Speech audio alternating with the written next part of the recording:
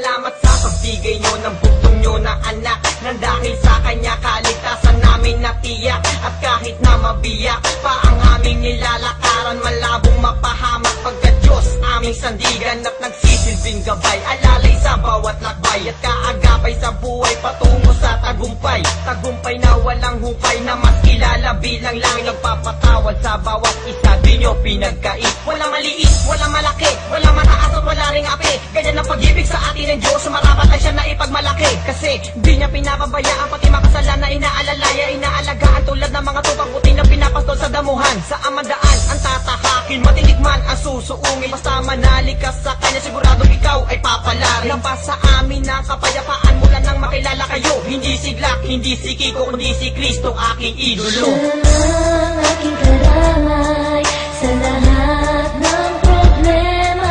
Siya nagbigay sa akin ng magandang buhay. Patuloy siya sa akin nagmamahal kahit na ako'y nakakasala.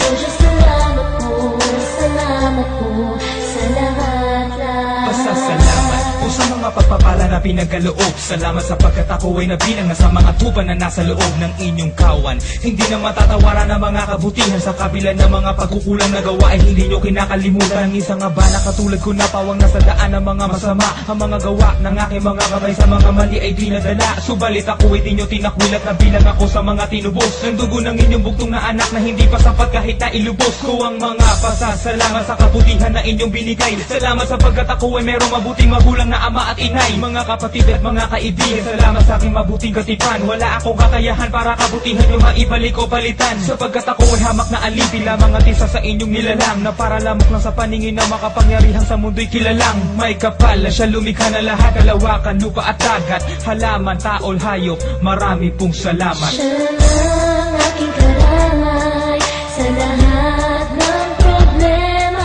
Siya nagbigay sa akin ng magandang buhay. Patuloy siya sa akin nagmamahal kahit na ako'y nakakasala.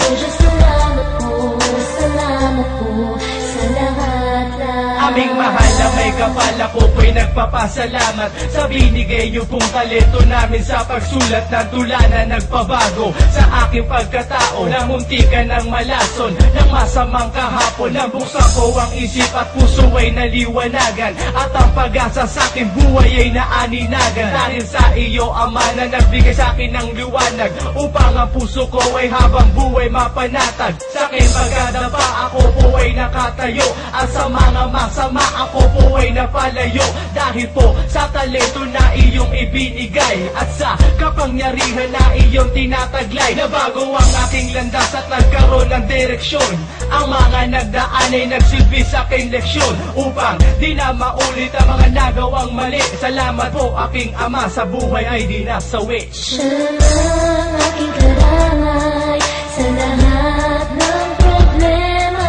Siya nagbigay sa akin ng magandang buhay. Patuloy siya sa akin nagmamahal kahit na ako'y nakakasala.